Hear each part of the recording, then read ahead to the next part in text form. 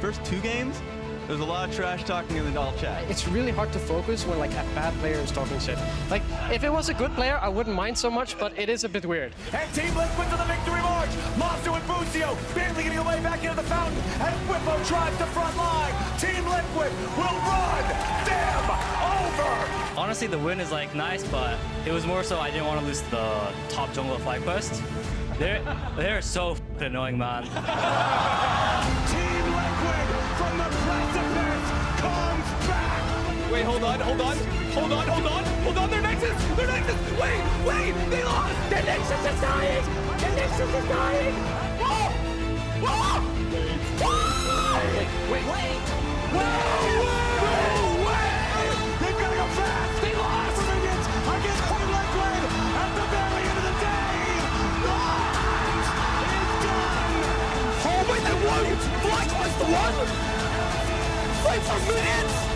No way! Are you kidding me? The Minions.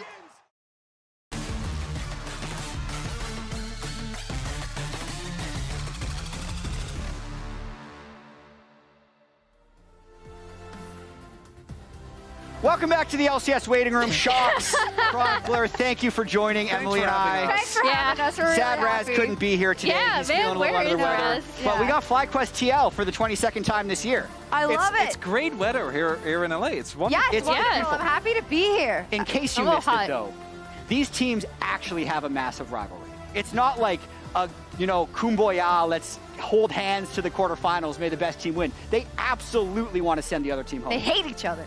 Well, and it's benefited both of them, right? Like, I know in Lore's interview with Inspired, he talked about how the only team in NA to really push them and really make them feel like they were playing anything close to a team from LCK or LPL was TL. These two teams have learned a lot from each other, and they want to beat each other's face in. Oh my God. And whoever wins now, of course, TL wants to get back at them for that finals win, but whoever wins now gets a ticket to the quarterfinal of the World Championship. It is the most coveted thing for any Western teams to have. So even if you say, oh, well, if any team goes, I bet you that for every single player, the stress is so high right now. It's a blessing and a curse. And a curse. Because these teams did not dictate the draw. They both absolutely want to go to quarterfinals, and they actually both very much want to go to semifinals as well. But there will be plenty of people that try and take credit away from them. What I want to see is a high-quality series, because these guys have had the most entertaining series the entire year in the LCS. They had a series, a best-of-5 with like 220 combined kills. It was an absolute LCS record. I want to see that. Yeah, it also feels like every time one of them, punches, the other one immediately adjusts and punches back. Like, we literally just saw that in finals where TL, previously in the bracket, beat them with a really good lane swap with UmTi on the weak side. FlyQuest called it in Game 4, in that game that we just saw the minion win. It's so great to have watched these two teams learn from each other all year. I have no stakes. I'm just here to enjoy the match. I really enjoyed watching the LCS fight. Well, I don't know. That maybe for me, I think that we've already talked about the general a lot, right? UmTi. But on the flip side, the fact that FlyQuest was able to identify the potential of Quad, I think is really cool, because this guy, way back in 2022, was in the LCK, right, as Solka, and seeing him here, fighting for a quarter spot at Worlds, is really dope. Predictions. Okay, predictions! I think FlyQuest has a slight edge. Okay, 2-1 you say. But if TL is playing like they're in NA, because I feel like they've been playing nervy on stage, playing against FlyQuest should make them less nervy. They're going to make it like a 3-game series. Emily? I'm going FlyQuest. TL! TL, okay. Lock it in. Azale's on the castle. Maybe the best of 3 goes forever. I don't know. Let's get into it. Welcome back, everybody, to lovely Los Angeles here in the YouTube Theater for Game 5 of the LCS Finals between FlyQuest and Team Liquid. All jokes aside, man, these teams have been battling back and forth all year long. It has been 7 total series. Team Liquid leads 4-3. In games, there's been 23 games played. Team Liquid leads 12-11, but FlyQuest are the reigning LCS champions. Exactly. And I always think it's so important to appreciate the culture when you do travel. So I've been setting up a lot on the LEC culture, and we thought we'd bring LCS and have a third split here, have a third finals, just like they do in EU. And we'll see who comes out on top, because we had Team Liquid winning in the spring, we had FlyQuest winning in summer. We got to settle that best of 3 here in LEC. Exactly. Can't have it as a tie. The Winions were too strong in the previous matchup. So let's see here in LCS Finals 2, European Boogaloo, who's going to come out on top. I mean, I think it's going to be so exciting, because I think if you look purely off of the level of play at Worlds, most people are going to predict FlyQuest, right? And you have to then wonder, well, is TL going to play like they did at Worlds, or are they going to play like they did in the LCS? Because over the course of the year, they generally got the better end of those exchanges. And at Worlds, they've been looking pretty nervous, but I do think if any team would make them comfortable to play against, it would be a team that they played against 20-something times all this year. I do expect Team Liquid to play better in this series than they have so far this tournament, but I would also say that FlyQuest have scaled better. In particular, I think their draft is a lot stronger. Even in finals in LA, FlyQuest already used the Yone. Quad used it in game number 1, and they got the win with it.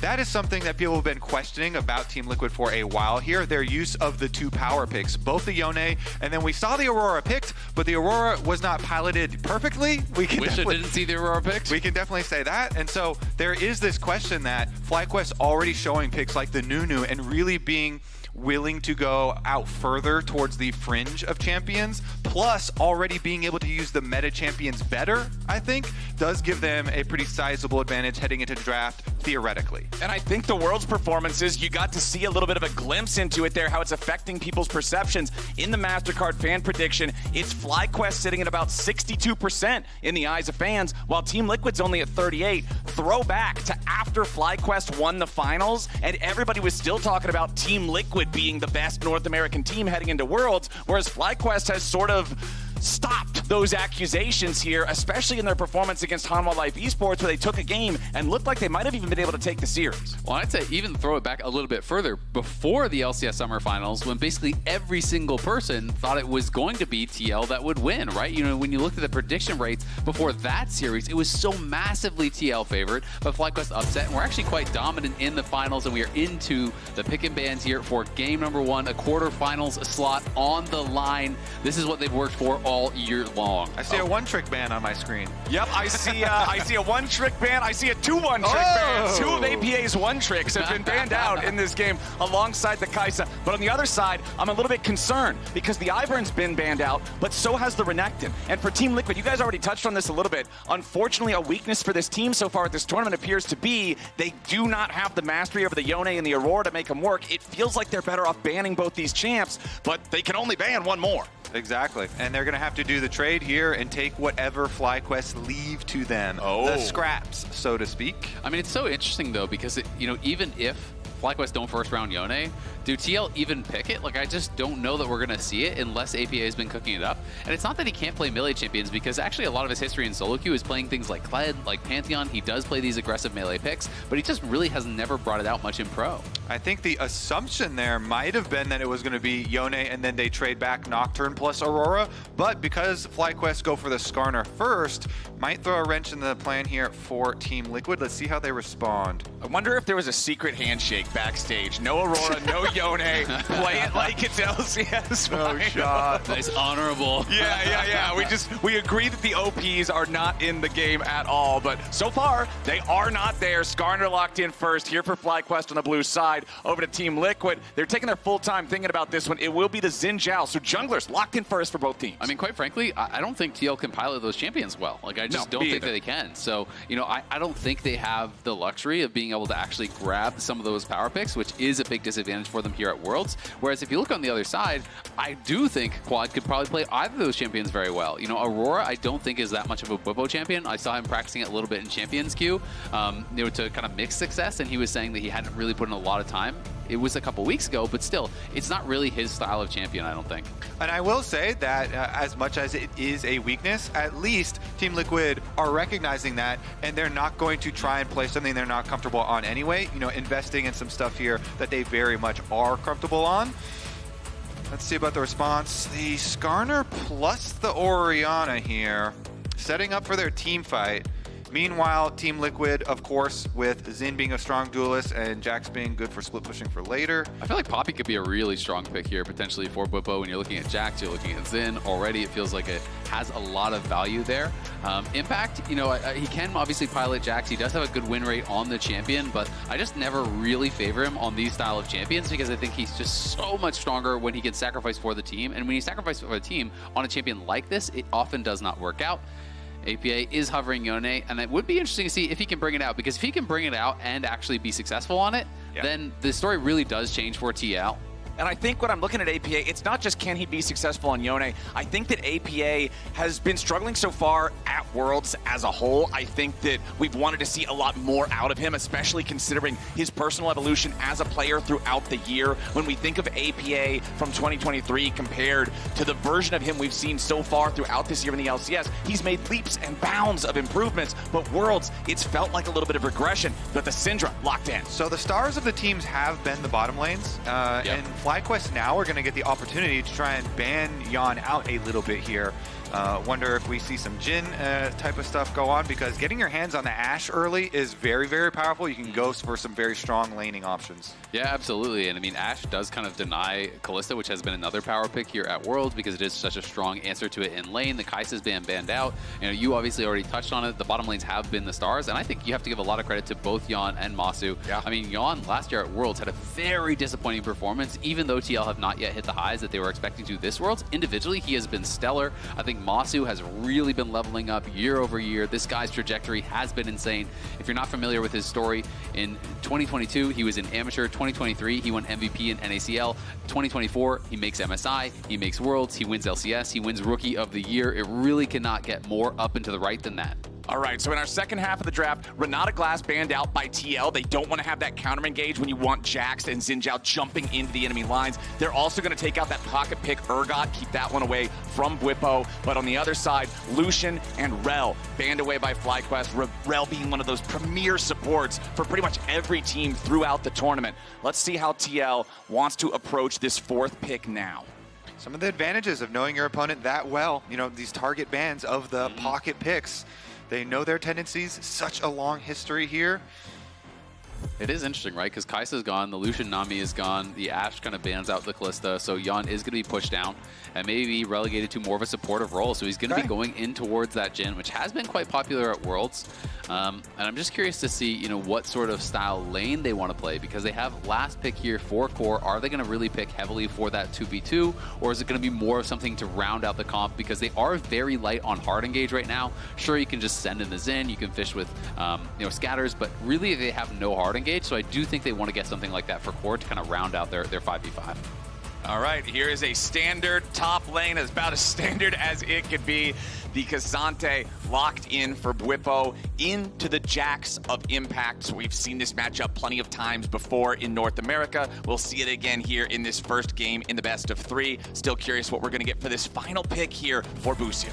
And we actually even got to see Impact playing the inverse side of it against Gam when he played against Kiaya. It was actually very impressive on the K'Sante side of the matchup. So, here we go. So Lulu of Worlds. It's not only is very good for, you know, enchanting later, but it's so hard to play Xin Zhao and even Jax to a degree here versus the polymorph. So very, very high investment in a lot of defensives here for FlyQuest. It is, but at the same time, I think one of the kind of drawbacks to this is then you're now really relying on that Ashe arrow as your kind of primary form of engage. So you know, if there's QSSs, if there's cleanses, things like this, or Core even going to the throwback pick of a Tahm Kench. So utilizing this to really deny the only form of hard engage that they do have. You can just gobble them up anytime an Ashe arrow does connect, and it's going to be very difficult for FlyQuest to really start out these fights. We'll see about Inspire's use of the Skarner and see if they can deliver some Orianna shockwaves as well, but this one's shaping up for a very sturdy team fight here for FlyQuest,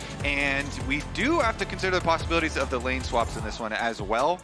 I mean, they do have a Cassante as well as the double range down here. Yeah, it could be very interesting. And for Core, if you don't know, Tahm Kench, one of his most played champions all time, 83 games, 65% win rate on it. Pretty good. He has a lot of history, you know, playing this champ, both with like fasting Senna and that sort of style, but also just as this style of traditional support. And he does like to play it very aggressively, often looking to actually W in and start out fights and look for these trades. And the reason it's so famous is because after making plays on their own lane for the 2v2, CoreJJ often goes in and invades your jungle. He is very, very good at harassing enemy jungle, making your life hell. So don't allow this Tahm Kench too much freedom. He likes to make plays. I mean, that's something we've talked about CoreJJ and UmTi the entire split, the entire summer in the LCS, is whenever Team Liquid got ahead and they were so good at this, they would just manage to take over the entirety of your jungle with those two guys sitting down vision, looking for plays, choking you out of the map. We'll see if FlyQuest is ready to respond to it. So we just have a quick pause here. Shouldn't be too long, and we can get this one started.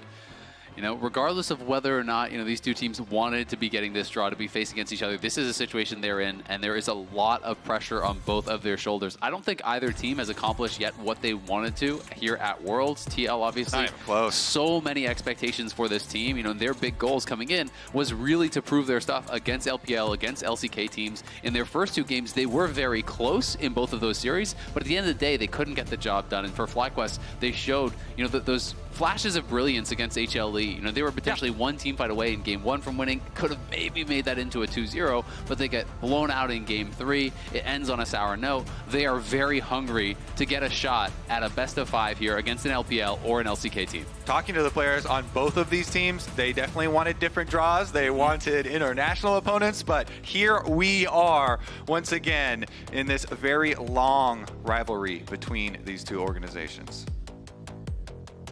Hopefully we'll be able to get into game here sooner rather than later. At least this time, we know that there are no Callista Spears stuck into anybody in the game at this point in time.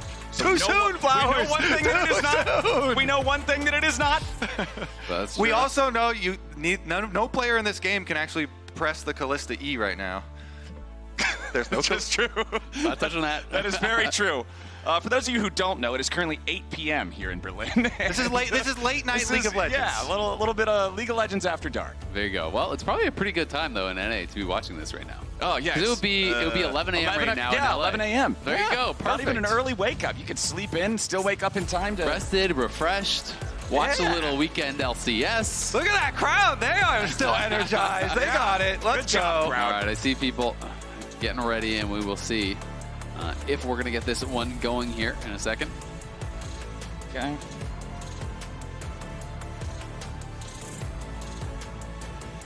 Also really interesting to talk about the journey that Busio has had, because I think, you know, when you look back towards spring and you look to some of these big moments that, you know, FlyQuest was in, when you think back to the spring finals, when you think back to MSI, I do think Busio really struggled with his nerves with being able to perform at that high level.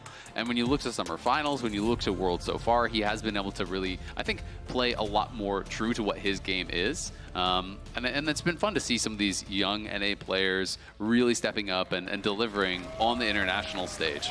All right, ladies and gentlemen, let's do it. It's time for the final best of 3 in the World's 2024 Swiss stage. A rematch of the North American Finals for the LCS just a month ago. FlyQuest and Team Liquid. Somebody's getting on a plane back to LA tomorrow, and somebody's getting on a plane to Paris for the quarterfinals as FlyQuest steps into the jungle of Team Liquid.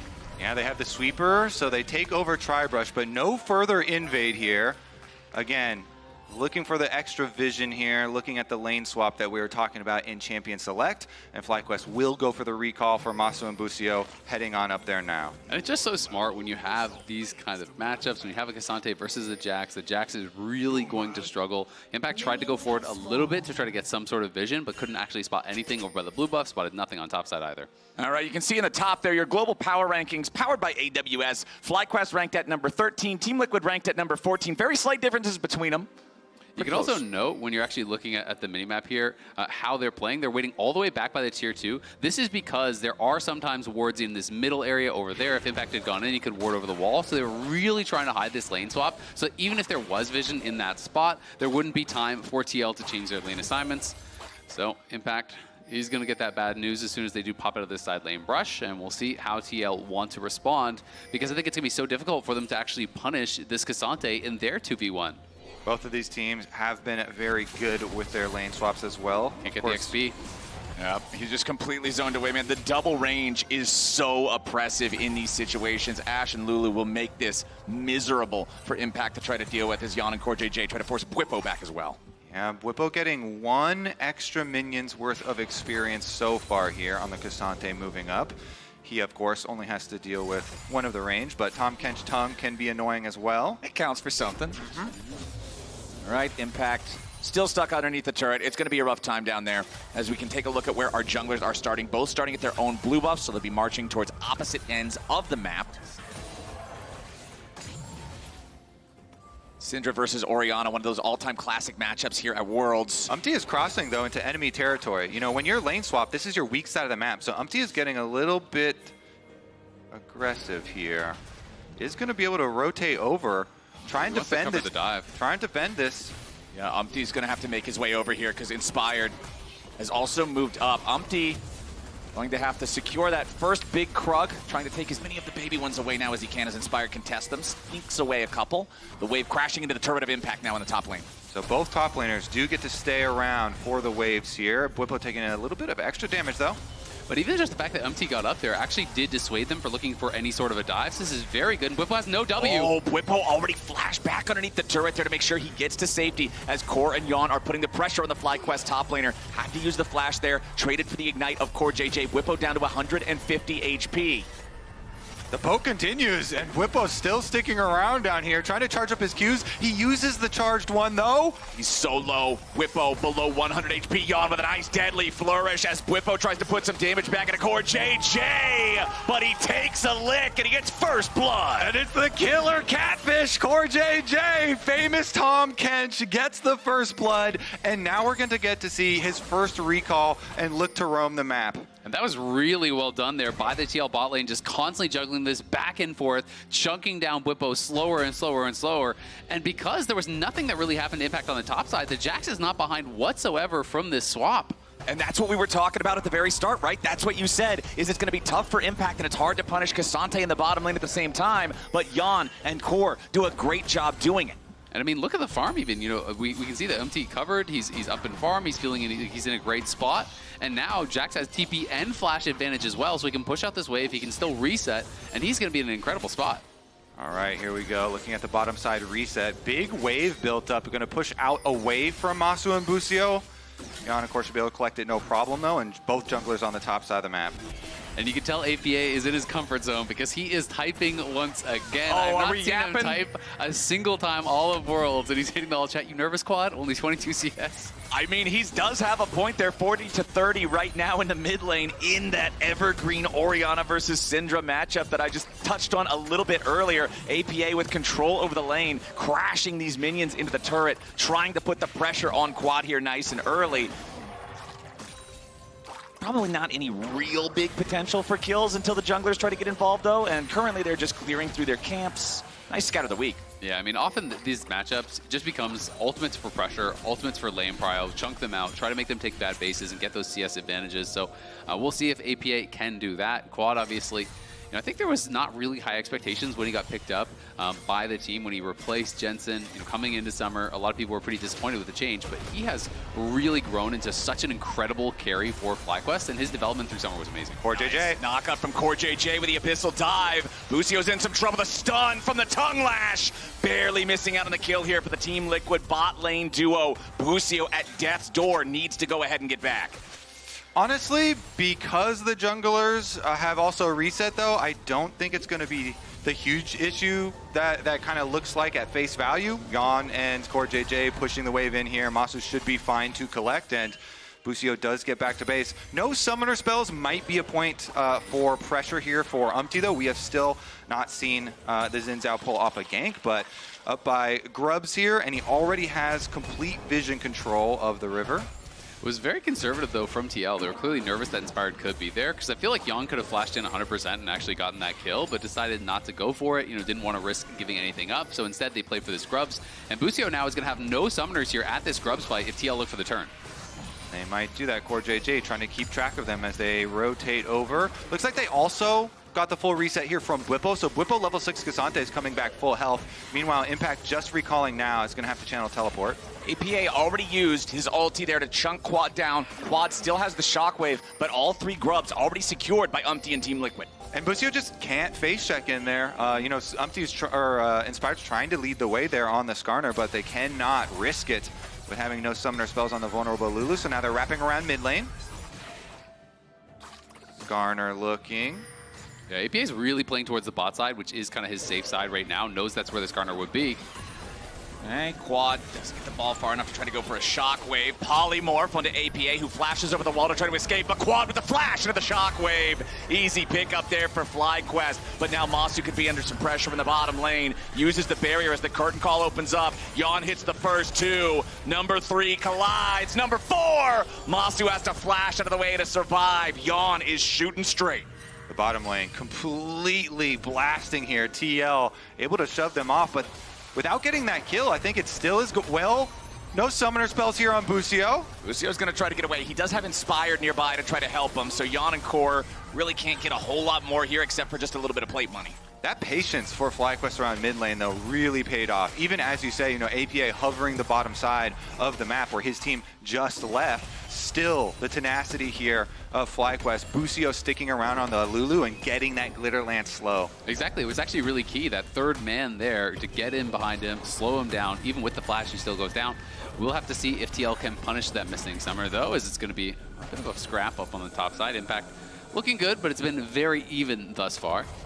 And I do want to keep an eye on the grievance that you always have with Impact on the Jax Azael. How well does he manage pressuring the side lanes and combining that with grouping in a way that doesn't set him too far behind as the game goes on? Exactly. When you play this style of champion like Jax, you have to be greedy, you have to be willing to play for yourself, and he's such a selfless player that he often does not do that, and sometimes it is to his own detriment. You know, when you're playing Cassante or you're playing, you know, any sort of tanker supportive style, it's okay to give up CS if you put your team ahead. Sometimes Jax is not. Ooh, there's your immediate lockdown combo in the bottom lane as Massu's thrown up into the air after the deadly flourish roots. Soon as the jungler's there, it's guaranteed, man. Yeon getting the money on that one, 1-0-1 here on the Jhin. Another setup, and this time it's not just a kill. That one's going to be the dragon rotation immediately. Busio just left around. Now he's the one going to get poked under tower. Yeah, this combo of the Jhin and the Tahm Kench, another deadly flourish into Abyssal Dive. CoreJJ, the thick skin is not thick enough, and Team Liquid overplays their hand. Yeon even having to flash away. They still don't kill Busio. He barely holds on, sidesteps the deadly flourish at the very end. Team Liquid too far on that one. Yeah, I mean, Team Liquid, their bot lane 2v2 have been dominating, but they definitely went way too far on that one. At the very least, it's just a kill given over to the Lulu, so not the end of the world, but the loss of summoners, I think, is really what does hurt Yeon. Because he could be a big target now on this Jhin. See if they do anything mid lane here. CoreJJ just came out of base on the Tahm Kench. Oftentimes, after you die like that, going for a tower dive that you see now on screen, it can sometimes be the surprise return play after you die. He's looking mid for the no flash Orianna currently on live, but man, yeah, this one, Yeon even having to flash there, that is a ton of the extra pressure from Team Liquid. They were cheering the first kill, yeah. not the second return part of the dive there. I mean, at the same time, Busio also lived with, what was it, like 10 HP on that last auto? Low. It was incredibly low. So had Yeon got that, you would be pretty happy. And that is one of those plays that is incredibly close. Core now also is 6, so the ability to deny a lot of these plays has been unlocked for the Tahm Kench.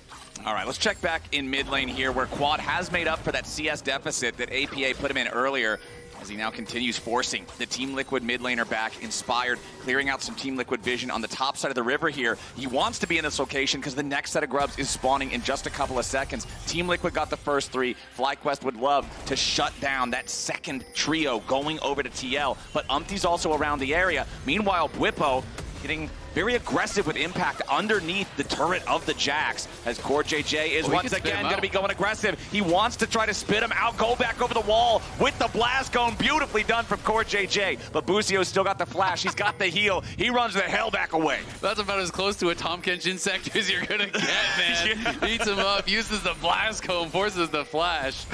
Team Rocket over here blasting off again into the Dragon Pit, and it gets him an extra flash, but UmTi, meanwhile, the more meaningful kind of play here, honestly, because but which was cooler.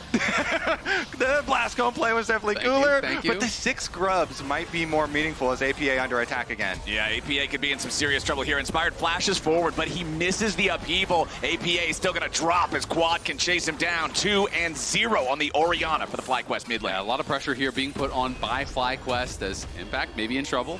We'll be able to back off with Counter-Strike very likely. Yep. But Inspired has really kind of changed his play style and is more willing to play these supportive styles. UmTi going to be looking top lane. Now, Bwipo might be win the 1v1 there, but it's not going to be a 1v1 for long. Problem is, they're getting pretty close to the turret of a Cassante. Bwipo tries to get away, but wind becomes lightning and find its way to Bwipo's heart. Coming. Now Inspired thinking about holding these guys in place long enough for Quad to arrive and maybe find a kill and trade, but Team Liquid knows better of it. Impact and UmTi both in complete retreat back underneath the turret. They'll escape. And I want to see what's going on bottom side too, because again, the relentless pressure here has almost resulted in a whole turret taken by the TL duo. They do get it here, only 12.5 minutes into the game. That's a 1.6k gold lead just on Yeon. Immediate value from those 6 grubs that were secured by Team Liquid and UmTi, putting those to work in the bottom lane. All 5 plates. There's still 1 minute and 15 seconds left before the plates would even fall. Team Liquid enjoying a 2,000 gold lead, 1.7 thousand of which is on Yeon. And Isaac, you already talked about it earlier. The 80 carries have been the stars of the show for both of these teams. Having your guy out to a nearly 2,000 lead, huge. Yeah, and I mean, so far they have been really on point. Obviously, they did have that one failed dive on Busio, but the follow-up CC, the initial plays that they've been looking, they've been utilizing Tahm Kench in such an aggressive manner, and it's awesome to see you hit the tongue lash, you follow it up with the knock-up, the root is there from the Jhin, the layering of the CC is what's going to allow them to find a lot of these picks. And Yeon has that early static shiv, likely is going to be going the Mosquito build here with the extra dagger, but it can be quite powerful with the double kind of electrocute items from ahead. I think Jackie Love inspired a lot of people at the beginning of this tournament with some good static shiv usage.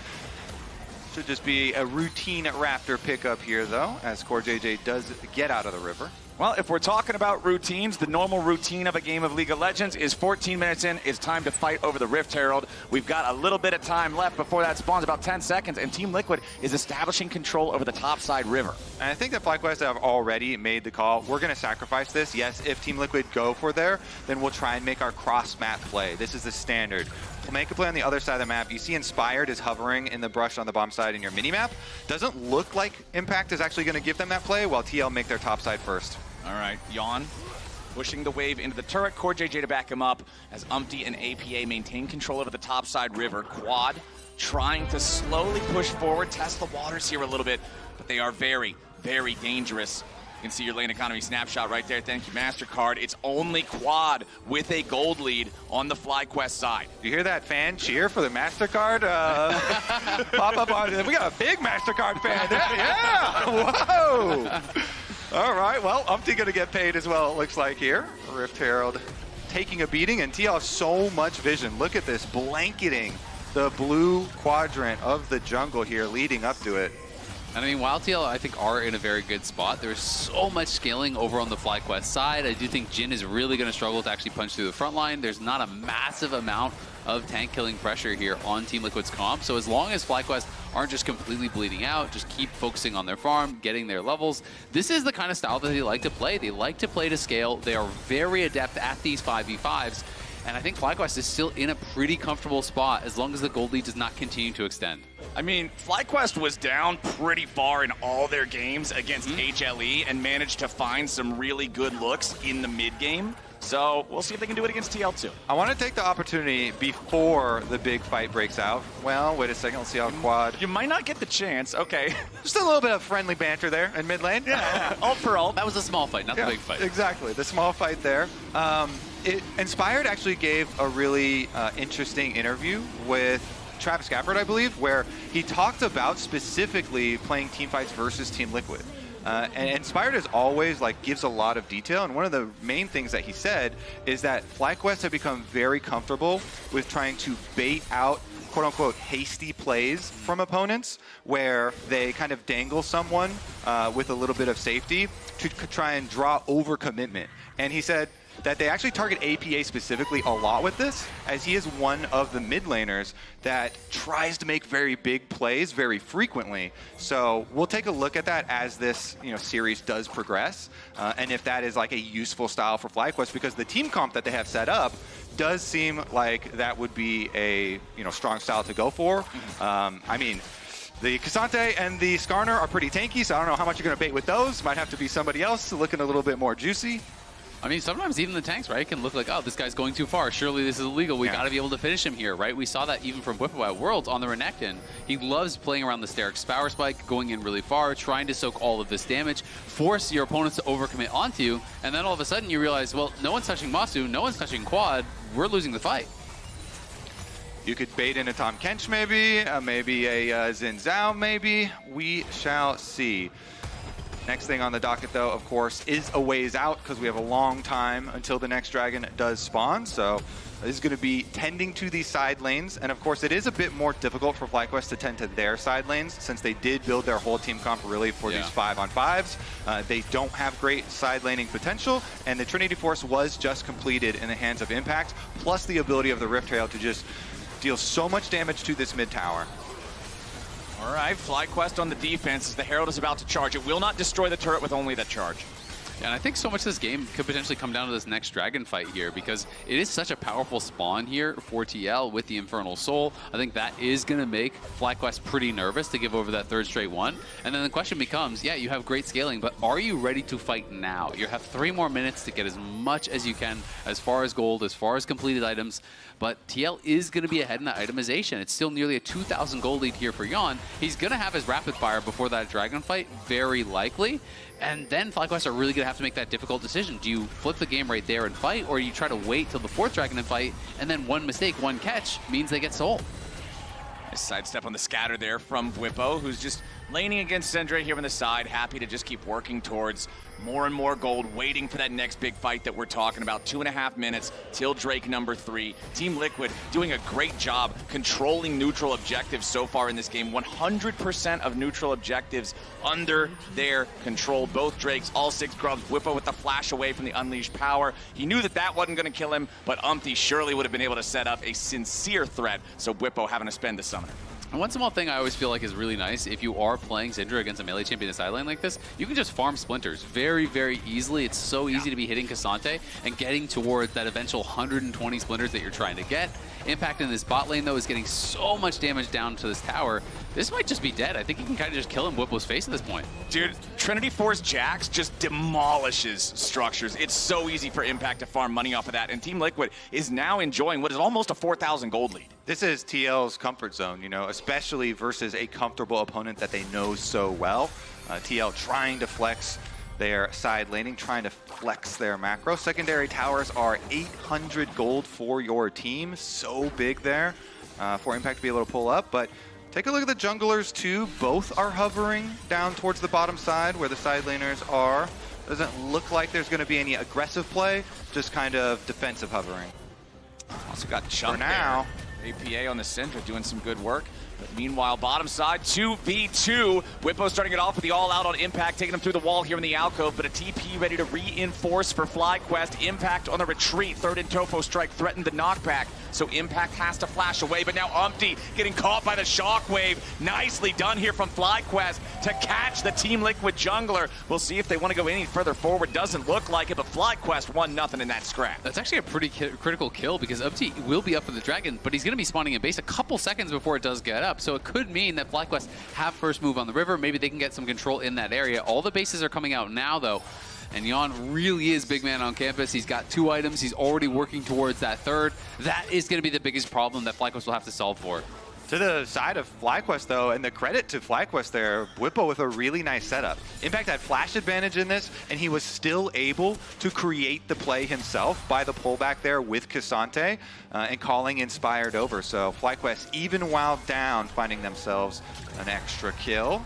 And FlyQuest on that reset couldn't really get any vision in towards the river. Also pretty interesting, Tahm Kench has gone for Heartsteel. So CoreJJ going more of a pure farm-style Tahm Kench build. He did get that early first blood. He got a lot of plate gold as well, so I feel like he just thought he's accelerated enough that he can become more of a true tank instead of going that supportive style that you almost always see from Tahm Kench. Well, FlyQuest is going to grab themselves some more objective money up here in the top lane. It'll be their first turret claimed this game. TL already with 3 in their position, but FlyQuest finally getting on the board in that regard. Meanwhile, UmTi will secure Soul Point here for the side of Team Liquid. So the clock is starting to approach midnight here for FlyQuest. They are going to have to answer these from now on or surrender that ever so important Infernal Soul. One thing that is going FlyQuest's way, 3 out of 4 of the kills, really all of the kills except for the one where Team Liquid overextended trying to dive Busio, have all been on quad. This is the lone player on FlyQuest who does have a gold advantage. He's on that 2-item power spike, fully evolved Seraph's Embrace. He's very powerful right now, and if he can find a big shockwave in an upcoming fight, could seriously be a game changer. And domestically, Quad was a monster in the LCS, as he said, becoming a real point of power for FlyQuest that all of his teammates talked about wanting to play around. So him being able to step up here would be huge on the international stage. Yeah, it's been so interesting as well, hearing about Quad. And one of the things that FlyQuest complained about is he wasn't greedy enough. He wasn't asking for enough resources. They're saying, you are so good, you will carry the game. We have the faith in you.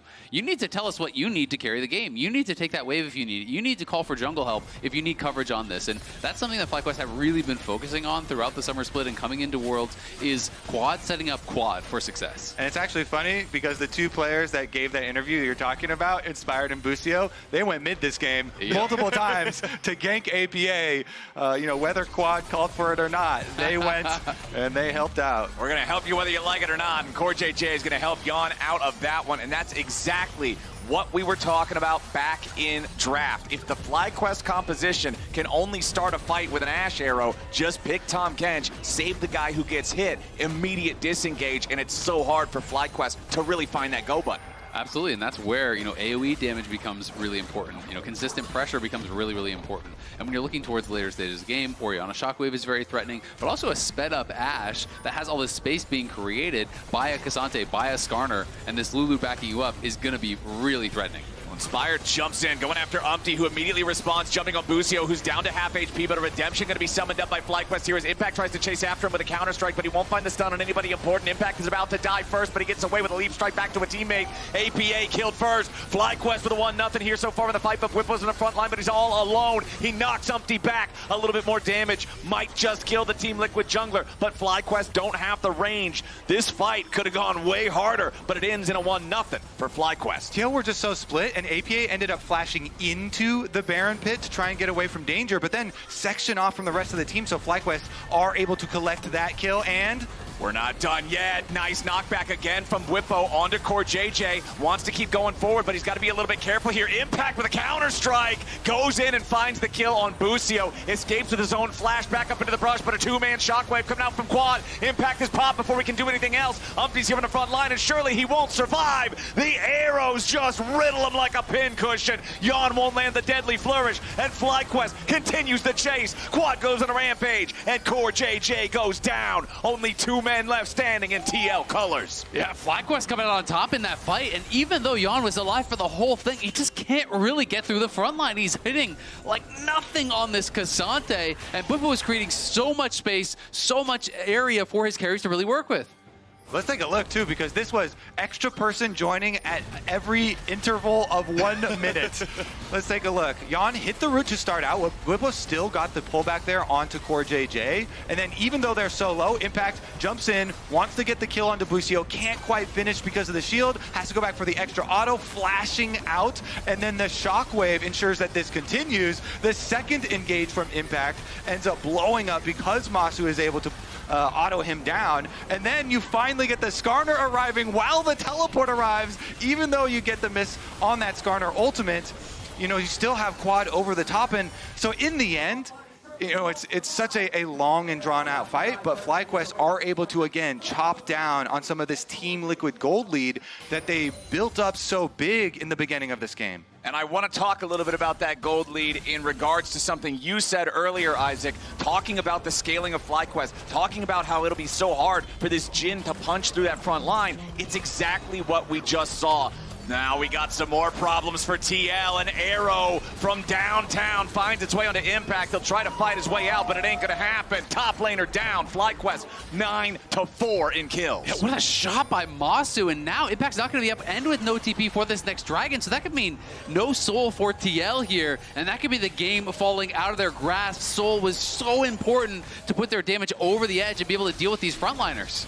All right, FlyQuest ready here. They've got 15 seconds, 10 seconds now until that Drake spawns. They want to be able to get this wave shoved up, have control over the mid lane. Bwipo jumps in looking for a third Intofo strike, but does not land it. Busio joining up with the rest of the team now as Inspired will be the first man into the bot side river.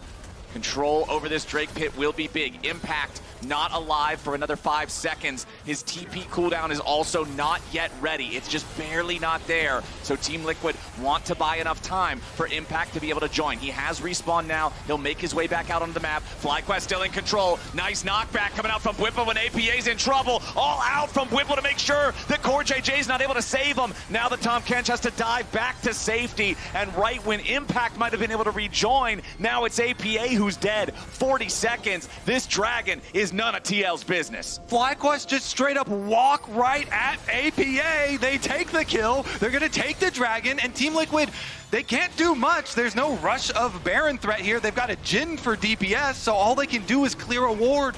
And I love how Bwipo just immediately decides all out into no terrain just to get that little extra buffer to guarantee that CoreJJ cannot save his mid laner on this Tahm Kench as FlyQuest acquire the mid lane turret. I feel like FlyQuest are fully in the driver's seat now. Soul point or not for Team Liquid, it doesn't matter if you can't win a fight. You have to be so far ahead with this kind of a composition to deal with the frontliners over on FlyQuest, and they just aren't. Yeon is not hurting those frontliners. Maybe once he gets an IE or something like that, maybe if they had Infernal Soul, but these back-to-back picks on the TL Soul laners have really kind of put them in a very precarious position. You know, for all that yapping early on in the game, APA is sitting at 0-4-0 right now speak louder than on words. the Syndra compared to the 5-0-4 on Quad's Orianna. Mid lane has gone FlyQuest's way in game one. Very clearly, FlyQuest put a target on APA's back from the very beginning of this game. So many visits towards mid lane, and then in a couple of consecutive team fights as well. Again, they know their opponents well. I mean, all the games that these guys have played against each other, again, if y'all missed it at the start of the series, it's been 23 total games, 7 total series between these teams since the start of 2024. Team Liquid currently +1 in both those counts, 4-3 in series, 12-11 in games, but it is FlyQuest who have the LCS title in their current possession. It is FlyQuest who are now controlling this game. FlyQuest looking for the angle, the arrow misses. Bwipo approaches from the side, but without that lockdown to at least force the Tahm Kench ulti, they can't keep going forward. That was such a great sidestep there from Yeon. It's buying time for them to play through these side lanes. Syndra is bot, Jax is top. FlyQuest are trying to force here, so if they can't find anyone, this is TL winning out. Look at APA, he's going straight for the base here, so FlyQuest have got to make a call. You either need to get back and defend, or you need to commit to an engage. It's a full send from APA, but now thinking better of it as FlyQuest back away. It looks like the Team Liquid mid laner will find himself taking a recall, going back to base, resetting a little bit here. The gold within 1,000 as the clock is about to strike 30. 3 minutes left until the Drake spawns again. FlyQuest will once again have to be ready. They do have more vision over the topside river right now as well. Looks like our next Scuttle Crab will be spawning topside river too, as teams will need to maintain control over this area to guarantee the other side's not just going to run away with a Baron. FlyQuest back out in the mid lane. I think FlyQuest are going to make a move before the dragon spawns. They've got Ashe Arrow coming up very shortly here from Massu, only 8 seconds away on that one. Keep on fishing for these picks. They've gotten so much out of them, and already retaking full vision control over the Baron, try and clean this out and force Team Liquid into a dangerous position. Impact's not in much of a position. He's just eating some fruits right now. He's having a good time during a little bit of the calm before the storm that will surely erupt here in a little bit more than 2 minutes from now, as APA will now be the top lane farmer for Team Liquid. I think the target for FlyQuest should be burning a flash on APA or Yeon now before the dragon spawns. 2 minutes ahead of time is perfect time to throw out an Ashe Arrow, threaten a pick on one of these carries, so then you have a huge advantage for the actual dragon fight. FlyQuest will make sure they can at least steal away the red buff from the Team Liquid side, give them just a little bit of extra control as Inspired and Massu head back into the mid lane. Quad accompanying Busio as he sits down some vision, continuing to try to control the top side river. And I'm just really curious when FlyQuest are going to move their vision down towards bot side, because almost all of their wards thus far had been up around this top side of the map. You can see it's mostly TL vision in this area. And so just now, FlyQuest starting to move down, looking to try to take over control of that area, because that really is going to be what TL are looking for the whole time. All right, the arrow, they went for the Tahm Kench, but it missed. UmTi and CoreJJ still here on the front line for Team Liquid, knocking Inspired up into the air with a 3 Talon strike, but Inspired going for the pull only onto CoreJJ. UmTi with a pressure onto Busio, has to try to flash away. Impact wanted to grab the counter strike, but it ain't gonna work. UmTi now the focus of FlyQuest damage. Impact in stasis, trying to hang on. CoreJJ saving him there with the Devour. They try to get everybody away to safety, but UmTi is locked behind enemy lines, and Quad is dominating. FlyQuest kill the Team Liquid jungler. They're making their way over to the Baron pit. They gotta make sure that nobody gets sniped here by Yeon's curtain call, and it's not that hard to do. FlyQuest now making Team Liquid be the ones to answer as they head into the Baron pit. I mean, Impact got into the backline, forced out the summoners, but they had no answer for Massu, who gets buffed up by the Lulu, shreds the frontliners, and TL forced to retreat, lose the Baron here. FlyQuest now, will they have the health bars to get back to Dragon? That's the question. Very easy. I think the timing for that fight was perfect for FlyQuest, because Baron-empowered recalls allow you to instantly reset, still 20 seconds on that Dragon. They can move out, and with all the gold that they just got, their team fight is insane with their strong front line. Here's a look at how they actually started out. Inspired runs straight at the vulnerable front line here. Xin Zhao doesn't have a lot of escapes, and he goes for CoreJJ, the Tahm Kench, the kind of safety net. And then look at this, UmTi gets in the backline, flashes in, there's the follow-up from Impact, but as soon as Massu flashes away, he has Barrier, he has Lulu Shield, he has Lulu Ult. Massu cannot be touched. The Orianna as well is free-firing. TL just don't have the consistent damage to punch through the frontliners. If they don't win on that first punch at the start of the fight, they got nothing. Yeah, Quad is just so fed, so rich here. The Orianna is just buffing everyone up, and he's even chasing side lanes here, leading for his team. He wants to go after the Impact Jax. Okay, the Shockwave wasn't like, I can't even hype that one up. I'm sorry, boys. CoreJJ, about 40% HP here back in the mid lane, though, as Bwipo was chasing after Quad. Yeah, it's a good leap strike to the blast cone there from Impact. I think Quad thought he didn't have another ward, so he leap strike to the ward, maybe didn't realize that the blast cone was spawned up in that cove back there. He's able to leap strike to safety. Impact at the very least does survive, but FlyQuest fully in control still, buying themselves another 5 minutes before they even have to worry about Soul, getting further and further ahead. Yeah, it was a massive gold lead early for Yeon, but he has the IE now. I just don't think that it really even matters. Yeah, I think Team Liquid are just really worried about the constant Ashe arrows and picking people off now, because APA has no flash for this next one. UmTi has no flash. Xin is notoriously vulnerable when you're trying to get vision as a jungler. You're trying to work with your support with CoreJJ there, but Xin has no escapes. And so a couple of very vulnerable players on Team Liquid. They're still trying to play the side lanes. APA there does push out on bottom side to gain a little bit of space, but it becomes very difficult here. I mean, especially when you're actually looking at the Jax, you're hoping that Jax is going to be able to create this advantage in the side lane. Look at the items. He's a full item behind, and he has fallen down 40 CS to the Cassante. You know, this is a situation where you're never going to be able to pressure this guy. You're never going to be able to hurt this guy. Well, normally a lot of people look at kills in League of Legends to tell a story, but I feel like right now everything else does. Because remember, early on in the game, Team Liquid had a 3-0 turret advantage. Now it's 4-4. Team Liquid had a 3-0 dragon advantage. Now it's 3-2. Team Liquid has just lost everything that they were building in that early game, and FlyQuest has done a great job responding to it with mid-lane or mid-game outplays, as Yeon is again forced to flash now. The Jhin vulnerable, the Tahm Kench dead, the Orianna godlike, and FlyQuest just keeps striking gold. Now that gold is about to flow straight into their pockets as the bottom lane tier 2 turret collapses, and again, it's UmTi under pressure as FlyQuest are not done yet. Quad does so much damage, and UmTi learned the hard way. You gotta respect it. FlyQuest gonna knock down another tier 2, this time over in the mid lane. Impact is trying to make a play here with a teleport, but the problem is there's no pincer attack to be found. You are a 3v5 for Team Liquid for the next 10 seconds, and even then, it's still down a man for him. Impact's gonna be interrupted as he tries to recall an award. FlyQuest have already taken the mid lane inhibitor, and now they're gonna demolish the tier 3 turret in the bottom lane, making it a 2-inhib game. I mean, you can try to threaten the flank, but it's not a rock in a hard place. It's a rock in a wet paper bag that can just punch through the other side and run over TL. Yeah, Team Liquid are not caught between a rock and anything because TL are the rock. There's 5 of them there and Impact teleporting in behind them, but 2 teammates for Team Liquid already gone. So FlyQuest, they just have seemed so calm in this game, even in the early stages where TL were pushing them around the map and generating an objective and gold lead, because it just felt like they were so confident in their ability to pick TL members when it came to the team fights, when it came to the skirmishes, and FlyQuest have just repeated that play. Now it's up to Team Liquid to get creative with it, because 2 inhibitors down, super minions mean you have guaranteed pressure for FlyQuest in 2 lanes. It's almost like Team Liquid's only real tool and real strength in this whole game has been taken away. And so it's got to be some magic now.